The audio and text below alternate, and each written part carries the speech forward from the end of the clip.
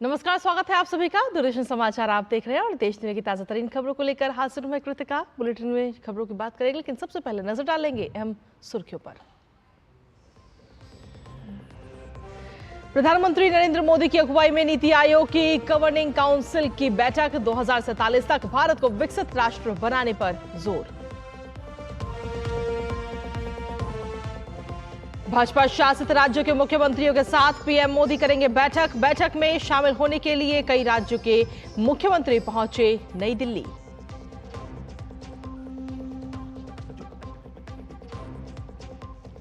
जम्मू कश्मीर के कुपवाड़ा के माछिल सेक्टर के कमकरी इलाके में एक पाकिस्तानी मारा गया, सेना के 2 जवान भी हुए घायल। सेना का ऑपरेशन जारी।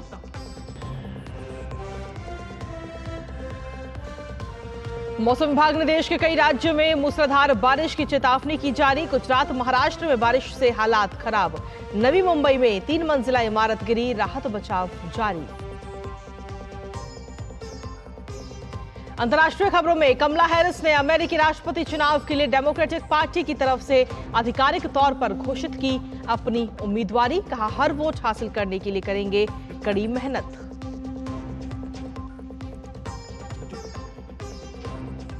खेल की खबरों में पेरिस ओलंपिक में निशानेबाजी में भारत पेश करेगा पहली चुनौती।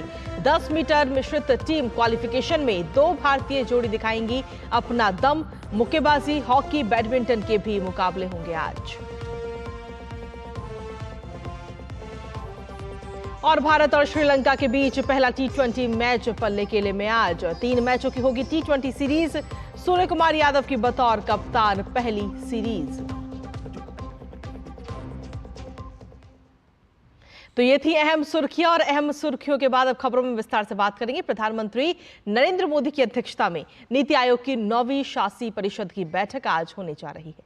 नई दिल्ली के राष्ट्रपति भवन के सांस्कृतिक केंद्र में भारत को एक विकसित राष्ट्र बनाने पर ध्यान केंद्रित करने के साथ इस वर्ष की बैठक का विषय है विकसित भारत एट 2047।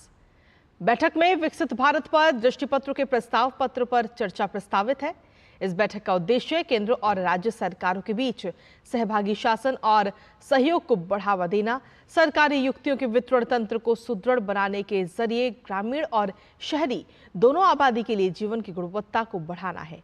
वहीं बैठक में 2047 तक विकसित भारत के लक्ष्य को प्राप्त करने में राज्यों की भूमिका पर विस्तृत विचार विमर्श होना है। नीति आयोग की बैठक में विकसित भारत 2047 के विषय पर आदरणीय प्रधानमंत्री नरेंद्र मोदी जी के अध्यक्षता पे चर्चा होगी।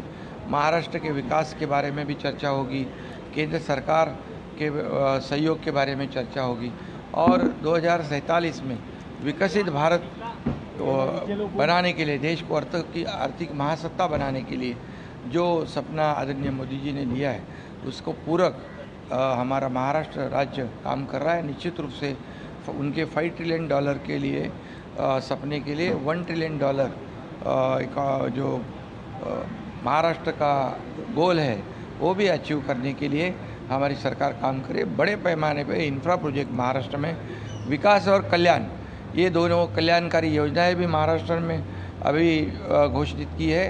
जो किसान है, महिलाएं हैं, युवा है, सभी वर्ग के सीनियर सिटीज़न हैं, सभी वर्ग के लोगों के लिए शिक्षा के लिए इस हमारे बजट में कई योजनाएं हमने की, वो लोगों के हितकारी है।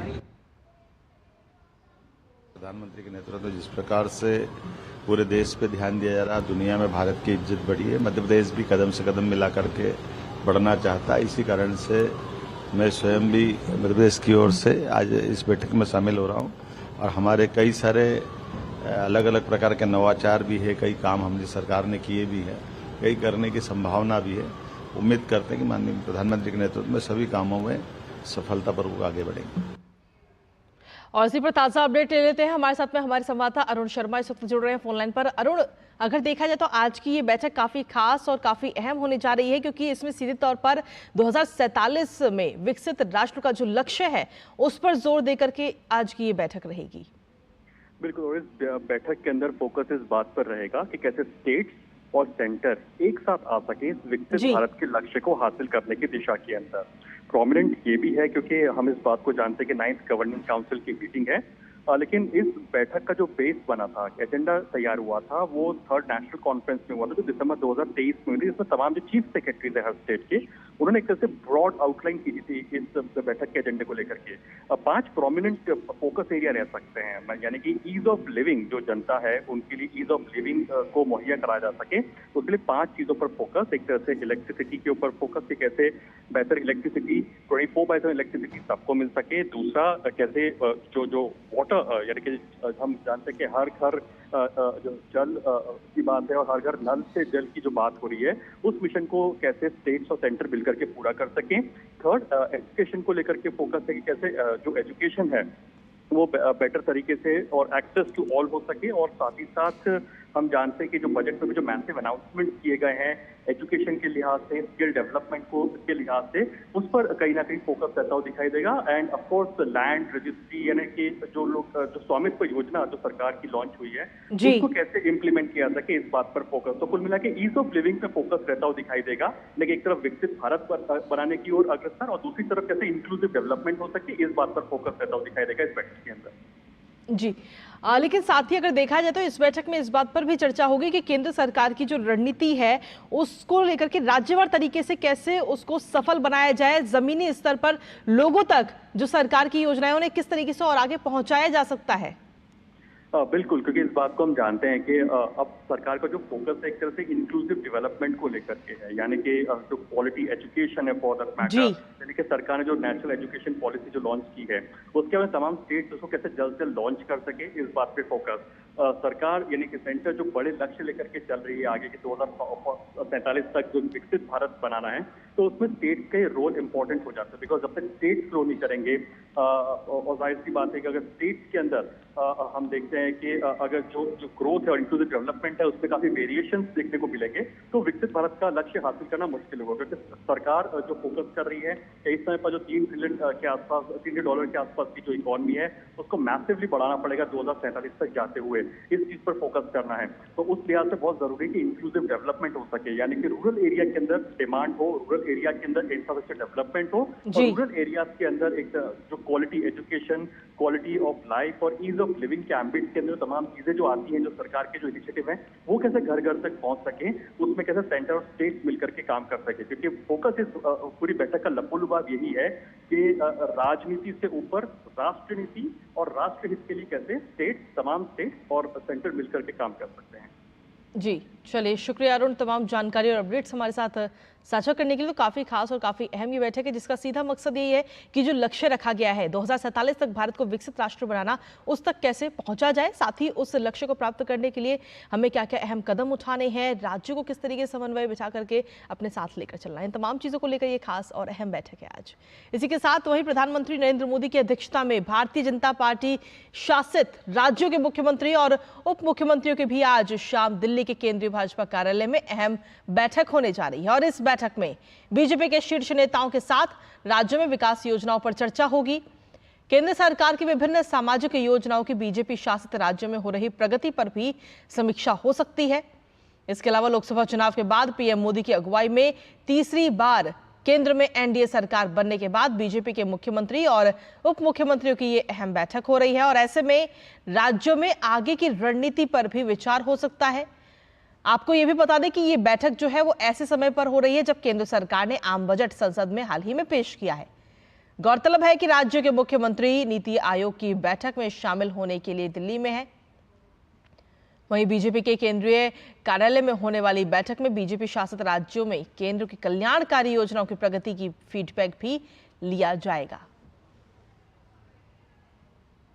और इसी पर ताजा अपडेट ले लेते हैं। हमारे साथ में हमारे संवाददाता शैलेंद्र मिश्र इस वक्त जुड़ रहे हैं। शैलेंद्र, अगर देखा जाए तो सबसे पहले नीति आयोग की बैठक होगी और उसके बाद में ये अहम बैठक है प्रधानमंत्री नरेंद्र मोदी की, जिसमें बीजेपी शासित राज्यों के मुख्यमंत्री और उप मुख्यमंत्री शामिल होते हुए नजर आएंगे। सीधे तौर पर लोकसभा चुनाव बीतने के बाद अब आगे की रणनीति क्या रहेगी, उस पर चर्चा और विचार विमर्श किया जाएगा। देखिए कृतिका, ये बैठक इसलिए महत्वपूर्ण है कि बीजेपी शासित राज्यों के जो मुख्यमंत्री हैं, उप मुख्यमंत्री हैं, वो इस बैठक में मौजूद रहेंगे, ऐसी उम्मीद जताई जा रही है। और उसमें एक मंथन होगा कि राज्यवार जो प्रदर्शन रहा है, हम जानते हैं कि लोकसभा चुनाव के बाद ये इस तरह की पहली बैठक है जी। जो बीजेपी के केंद्रीय कार्यालय में हो रही है, जिसमें बीजेपी शासित राज्यों के मुख्यमंत्री मौजूद होंगे। तो राज्यवार क्या प्रगति रही है कल्याणकारी योजनाओं की मोदी सरकार की, उस पर बातचीत हो सकती है। राज्यों की तरफ से जो सुझाव है वो बीजेपी शासित राज्यों को पहले ही ये कहा गया था कि एक दूसरे राज्यों की अच्छी योजनाओं से सीखें। अगर मध्य प्रदेश में कोई अच्छी योजना चल रही है तो उत्तर प्रदेश उसको लागू कर सकता है अपने राज्य में। उत्तर प्रदेश की कोई अच्छी योजना है तो उत्तर पूर्व के किसी राज्य में लागू हो सकती है।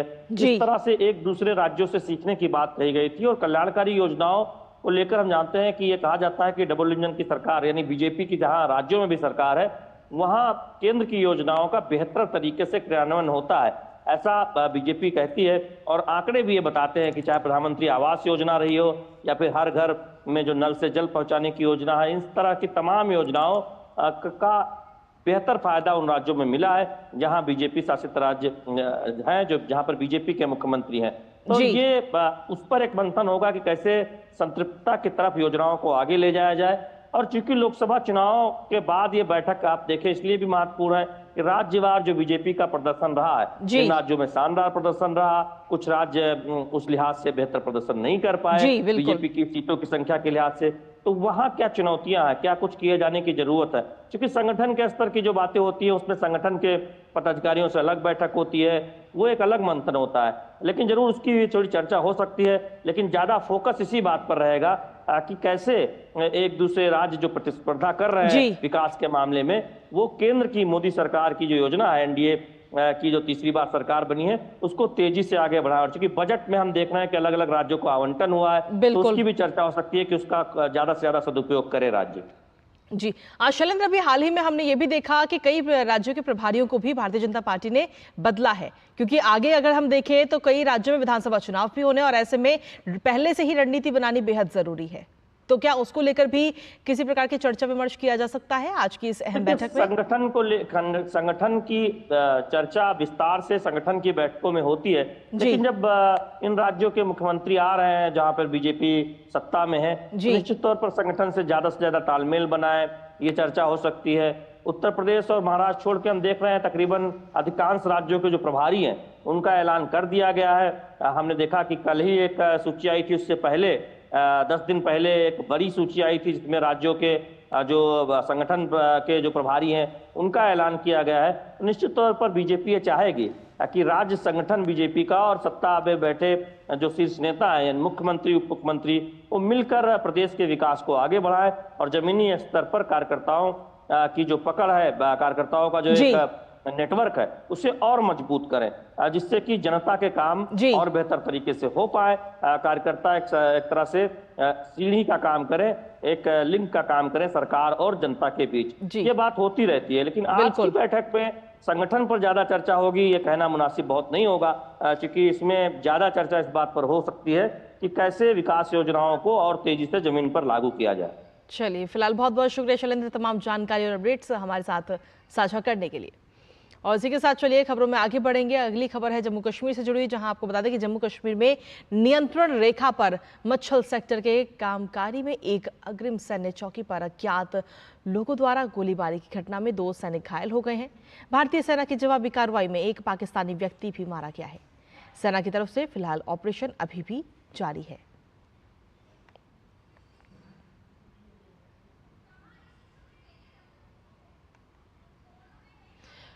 और इसी पर ताज़ा अपडेट लेते हैं। हमारे साथ में हमारे संवाददाता सलमान काजी इस वक्त जुड़ रहे हैं। सलमान, आपके पास क्या कुछ ताज़ा अपडेट है इस ऑपरेशन को लेकर के? सेना की तरफ से ये ऑपरेशन अभी भी लगातार किया जा रहा है?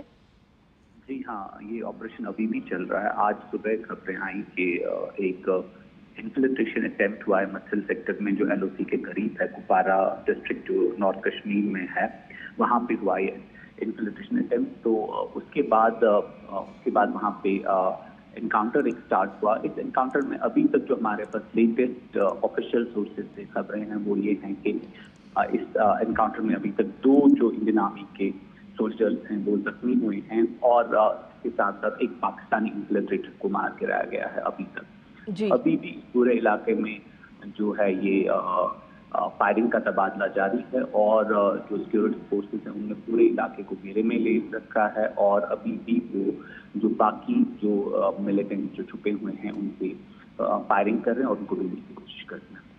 चलिए, बहुत बहुत शुक्रिया सलमान, तमाम जानकारी और अपडेट्स हमारे साथ साझा करने के लिए। और खबरों का सिलसिला डीडी न्यूज़ पर यूं ही लगातार जारी। फिलहाल वक्त एक छोटे से ब्रेक का, आप बने रहिए हमारे साथ। दादी के हाथों का जादू और खुशबू से महकता घर। MDH गरम मसाला, असली मसालों से भरा हूँ मैं, क्योंकि हर रिश्ता है स्वाद से जुड़ा। बात जब पीढ़ियों के लिए बनने वाले घर की हो तो जिम्मेदारी बड़ी हो जाती है। गैलेंट समझता है ये जिम्मेदारी। अब डबल M रिब्स के साथ गैलेंट एडवांस TMT रीबार, निर्माण का रियल हीरो।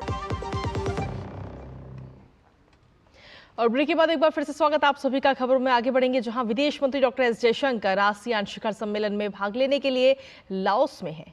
आज उन्होंने लाओस के प्रधानमंत्री सोनेक्से सिफनडोन से मुलाकात की है। दोनों नेताओं ने रक्षा, विरासत संरक्षण, ऊर्जा, डिजिटल और क्षमता निर्माण में सहयोग जैसे मुद्दों पर चर्चा की। बैठक के दौरान साइबर स्कैम सेंटर के माध्यम से भारतीय नागरिकों की तस्करी का भी मुद्दा उठा।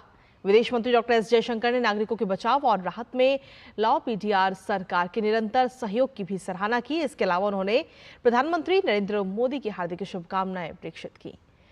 डॉक्टर एस जयशंकर ने कहा कि भारत आसियान और पूर्वी एशिया शिखर सम्मेलन में लाओ PDR की अध्यक्षता का पूर्ण समर्थन करता है। वहीं विदेश मंत्री डॉक्टर एस जयशंकर ने आसियान बैठक से इतर तुर्की के विदेश मंत्री हकान फिदान से भी खास मुलाकात की। दोनों नेताओं ने द्विपक्षीय संबंधों पर चर्चा की। इसके अलावा दोनों नेताओं ने क्षेत्रीय और वैश्विक महत्व के मुद्दों पर भी विचार विमर्श किया है। और चलिए समाचारों में आगे बढ़ेंगे, जहां नीट UG पेपर लीक मामले में CBI लगातार कार्रवाई कर रही है। CBI ने झारखंड के धनबाद से पवन नामक एक और युवक को गिरफ्तार किया है और उसकी निशानदेही पर CBI की टीम ने सुदामडीह थाना क्षेत्र के भाटबांध तालाब से गोताखोरों की मदद से एक बोरी भी निकली है।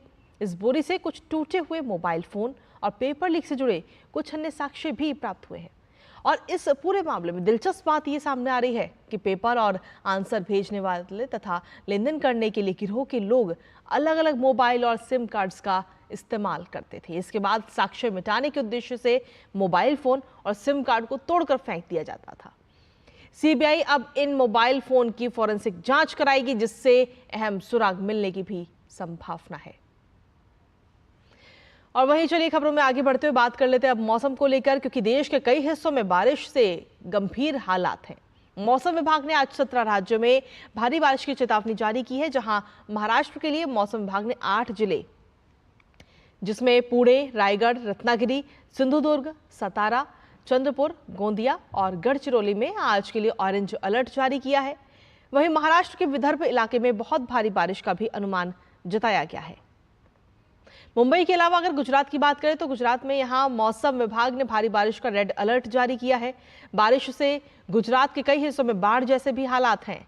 बाढ़ से सबसे ज्यादा प्रभावित इलाकों में नवसारी और तापी है। नवसारी और सूरत में NDRF ने रेस्क्यू ऑपरेशन भी चलाया। नवसारी में बाढ़ प्रभावित लोगों के लिए राहत और बचाव का काम जारी है। बाढ़ से प्रभावित लोगों के लिए खाने का इंतजाम भी किया जा रहा है। तस्वीरें भी आपको दिखा रहे हैं उसकी। नवसारी जिले से गुजरने वाली पूर्णा नदी खतरे के निशान से ऊपर बह रही है, तो वहीं गुजरात के वडोदरा, सूरत और द्वारका में भी भारी बारिश से हालात बेहद खराब है। हालांकि रेस्क्यू ऑपरेशन लगातार किया जा रहा है। जहां जहां पर लोग फंसे हुए हैं वहां पर टीम पहुंच रही है SDRF की।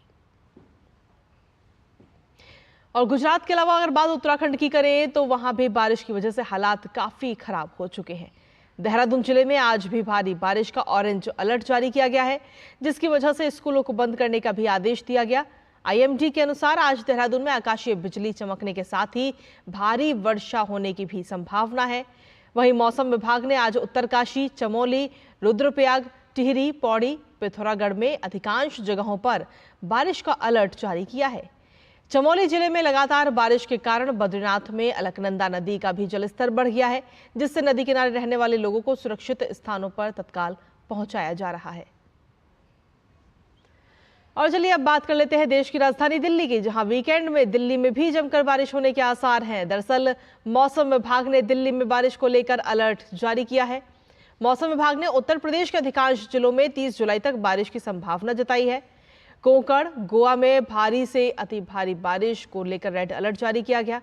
आईएमडी ने उत्तर प्रदेश में अलग अलग जगहों पर गर्जन और वज्रपात को लेकर भी अलर्ट जारी किया है।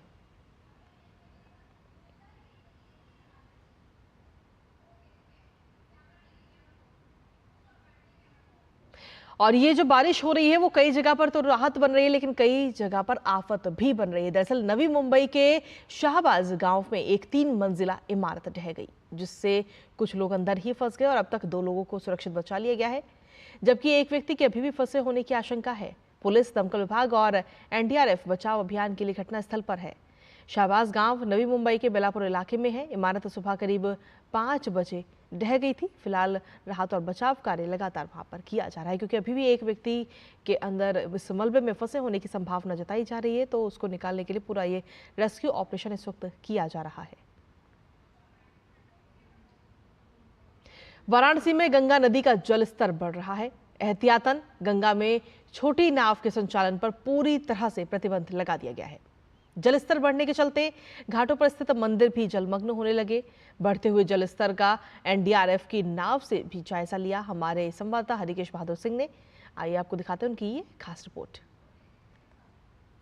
मैं इस समय एनडीआरएफ की बोट पे हूँ, ठीक मणिकर्णिका घाट के सामने। यह काशी का प्रसिद्ध घाट है और आप देख सकते हैं कि गंगा का जल स्तर किस तेजी से बढ़ रहा है। सामने ललिता घाट भी है और हम इस तरह से बाकी जो घाट हैं उनको भी देखेंगे कि गंगा के जल स्तर बढ़ने से किस तरह का प्रभाव पड़ रहा है। लेकिन दूसरी तरफ जो है वो जो रेत का टीला था वो भी चूंकि गंगा का जल स्तर बढ़ा है तो रेत के टीले दिखने बंद हो गए हैं। काशी है, वाराणसी है, उसके आसपास दूसरी तरफ बाढ़ जैसी स्थिति हो जाएगी। घाट पर हम सीढ़ियों के माध्यम से जा सकते थे, वो अवरुद्ध हो गया है। एक रत्नेश्वर महादेव का मंदिर है जो आपको दिखाई दे रहा होगा। गंगा जी के अंदर जो है ये रत्नेश्वर महादेव का मंदिर है।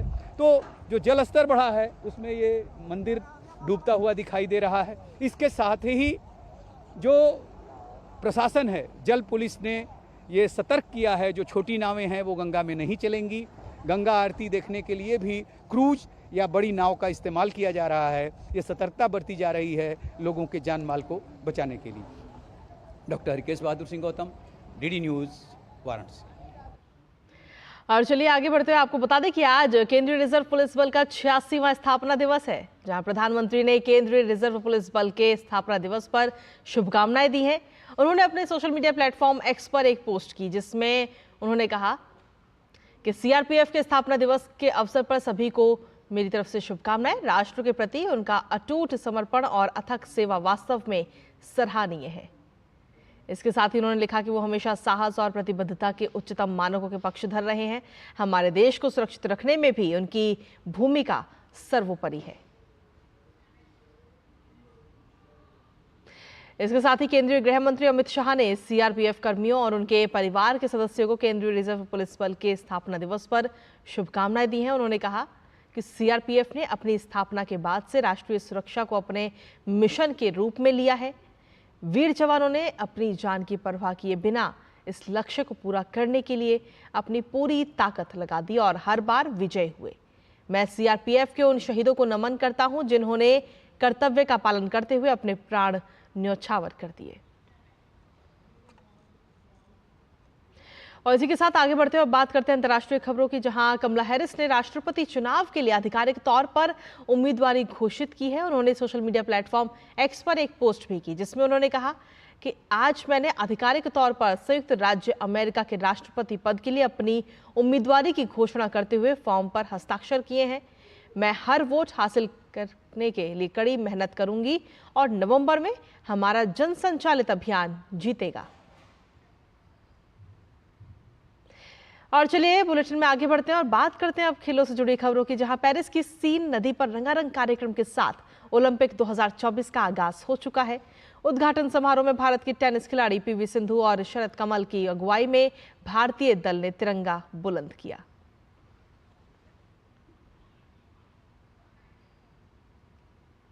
और इसी शुरुआत के बाद में अब पेरिस ओलंपिक में आज भारतीय खिलाड़ी रोइंग, निशानेबाजी, टेनिस, बैडमिंटन, हॉकी और मुक्केबाजी की स्पर्धाओं में अपने अभियान की शुरुआत करेंगे। आज भारत का शेड्यूल इस प्रकार है। रोइंग में पुरुषों की सिंगल स्किल हीट आयोजित होगी, तो वहीं निशानेबाजी में 10 metre air rifle mixed team qualification round में भारतीय निशानेबाज अपने अभियान की शुरुआत करेंगे। निशानेबाजी में ही पुरुषों के 10 मीटर एयर पिस्टल का क्वालिफिकेशन राउंड भी खेला जाएगा। निशानेबाजी के 10 मीटर पिस्टल क्वालिफिकेशन राउंड में महिला निशानेबाज अपने अभियान की शुरुआत करेंगी। इसके अलावा टेनिस में पुरुष युगल का राउंड ऑफ 32 मैच खेला जाएगा। बैडमिंटन में पुरुष एकल ग्रुप स्टेज और महिला युगल ग्रुप स्टेज मैच में भारतीय शटलर कोर्ट पर उतरेंगे, तो वहीं हॉकी में भारत का सामना न्यूजीलैंड से होगा। इसके अलावा मुक्केबाजी के महिला वर्ग में 54 किलोग्राम भार वर्ग का मैच होगा।